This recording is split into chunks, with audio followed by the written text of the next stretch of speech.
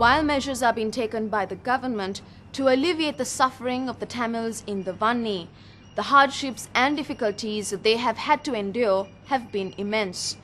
To remind the rest of their country of their plight and to show solidarity among the others in the community, Tamil students in Colombo organized an event in which many, including those with families and friends in the Vanni, took part. By 9 in the morning, the platforms outside the Hindu college in Bambalapitiya were all full as students and other members of the Tamil community had taken their places to engage in a day of protest and fasting. அவங்களோட உயிரை காப்பாற்றுறமென்ற நோக்கத்துக்காக தான் நான் இந்த உண்ணாவிரதத்தில் கலந்தது. எங்களுக்கு தேவை சமாதானம் மட்டும்தான். மக்கள் அங்கே உள்ள மக்களையும் நாங்கள் மக்களாகவும் மனித உயிர்களாகவும் மதிக்க வேண்டும் என்ற இது காணப்படுறதால தான் இந்த உண்ணாவிரதம் ஒழுங்கு செய்யப்பட்டிருக்குது. அந்த மக்களுடைய உயிருக்கு உத்தரவாதம் தேவை. அவங்களை எப்படியாவது அங்கே இருந்தாலும் அவங்களோட உயிர் பாதுகாக்கப்பட வேண்டும் அல்லது அவங்களோட உயிரில் எந்த வகையிலாவது உத்தரவாதப்படுத்தப்பட வேண்டும் என்றதுதான் எங்களுக்கு தேவை. அவங்க நாளுக்கு நாள் செத்து கொண்டு இருக்கிறாங்க. அப்ப அவங்களோட உயிரை ஏதோ ஒரு வழியில பாதுகாக்க வேண்டும் என்று தான் நாங்க யோசிக்கிறோம்.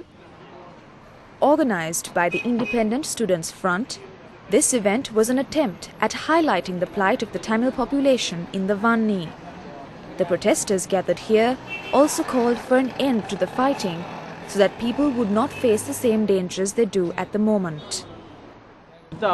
மக்களை காப்பாற்றுங்கள் என்ற துணைப்பொருளையும் மக்களை மக்களாக நடத்துங்கள் என்ற இதிலேயும் எங்களுக்கு சமாதானமே வேண்டும் என்ற மூன்று துணைப்பொருளோடு தான் இந்த உணவரத்தை நாங்கள் நடத்தி கொண்டிருக்கிறோம். Among the protesters that day were also family members of those who were living in the Vanni district before war broke out and who find it difficult to get out now.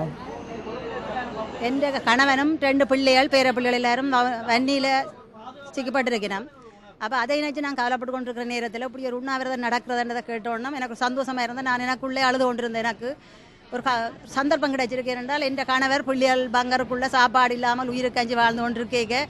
எனக்கு இந்த உண்ணாவிரதத்தில் கலந்து சாப்பிடாமல் அவையன்ற ஒரு தூக்கத்திலேயோ அதிலே ஒரு பங்கெடுக்கிற ஒரு சந்தர்ப்பம் கிடைச்சிருக்கேன்னு சொல்லி இந்த ஏற்பாடு செய்த ஆக்களுக்கு ஒரு நன்றியை தெரிவித்துக் கொள்கிறேன்.